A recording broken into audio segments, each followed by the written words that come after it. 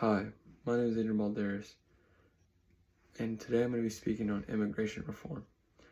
Imagine fleeing your home country to escape violence, poverty, or having the fear of something happening to your own well-being, only to arrive to the U.S. to face a system so broken it could take decades just to gain legal status, or worse, result in deportation.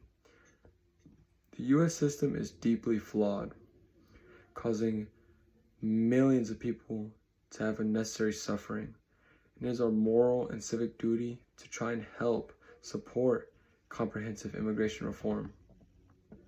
Whether you are a descendant of immigrants or not, immigration affects our economy, communities, and our humanity.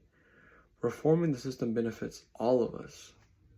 Today, I will try to explain these problems within our immigration system, show how they really impact lives, and also propose some solutions that we can support or act upon.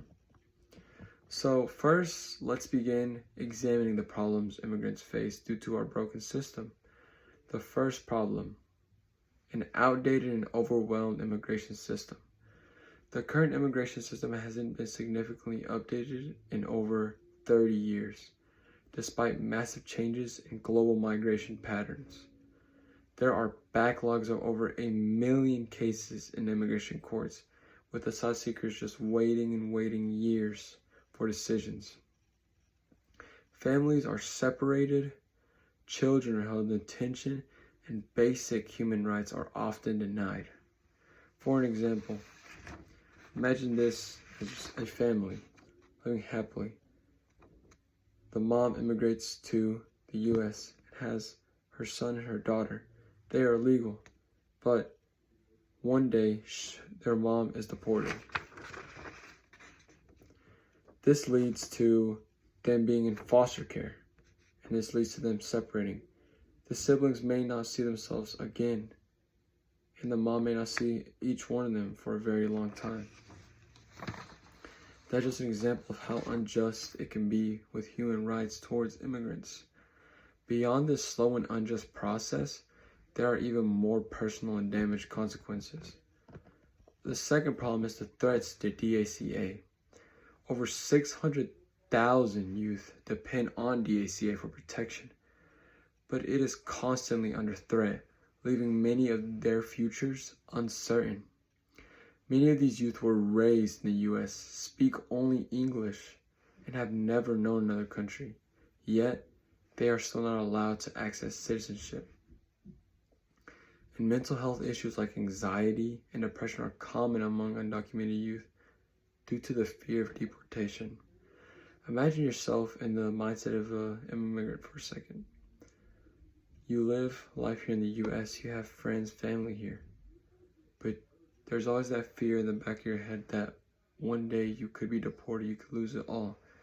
As an example, here's a chart of some things immigrant families may face, or things they have against them.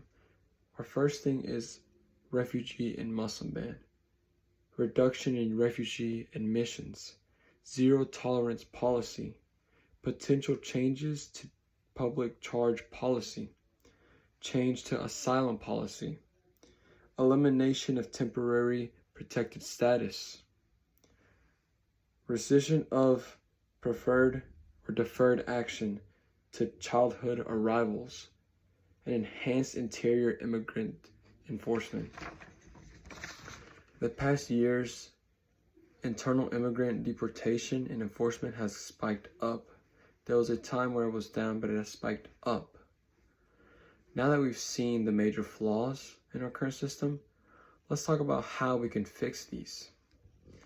Our first solution is to create a more better and stable path to citizenship. Common sense legislations can legalize the status of undocumented individuals, especially those from DACA, and reunite once broken families.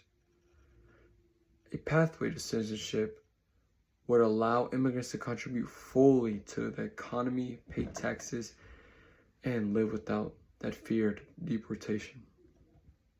Legislative tools that help immigrants find legal pathways for them, and are more efficient and affordable.